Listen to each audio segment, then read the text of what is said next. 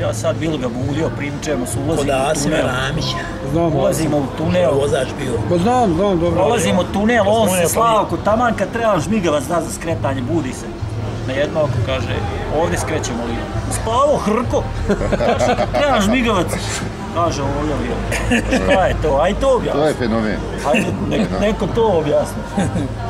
Taj sad. Na jedno oko budan uvijek. Znači, Budanika spava. Hrče čovjek. Ne, nije to, ima instinkt taj. Ali nikad u životu sate nije Nema ni to.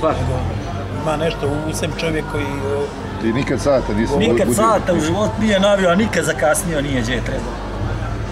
Kad me ne treba sat. Kaže sve početak. Koja se god ova problem, ja znam koliko sati. A ne pogleda na sat. Za tebe sat, mogu da se... Ko te mogu sad, znaje da sađe mi propala. Možete mi mogli sateve rikte svjetske, ove. Rada, po njemu sađe propala. Zato i ne mogu spoviš sađe. A što vidiš da počne svoje znanje širiti sada, svoju energiju? Nema on vremena. On se bazirao na stoku, onda ima vremena za to. Ne možemo stići fizički. Ajde, neko od nas skoči na minus 20 studijaka. To sam gledao, to sam gledao, zato... Samo jedan od dokaza. Zna da je govorio... Sjedli su u hlada, ovdje bili su, ovdje sam ja isto skratio. Ja, pa tu sam te gledao, ono.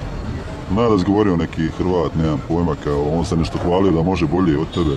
Tako nešto bilo.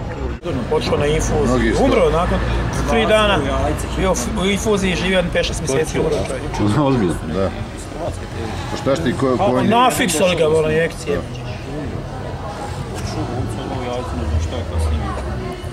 On skoči ovdje. Znaš, on zakupa i kad je minus 20 i kad je... Jebo, taj Hrvat došao oko prvog bilo vamo, oko nule bilo.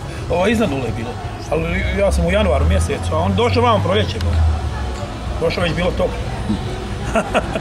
Šta misliš da...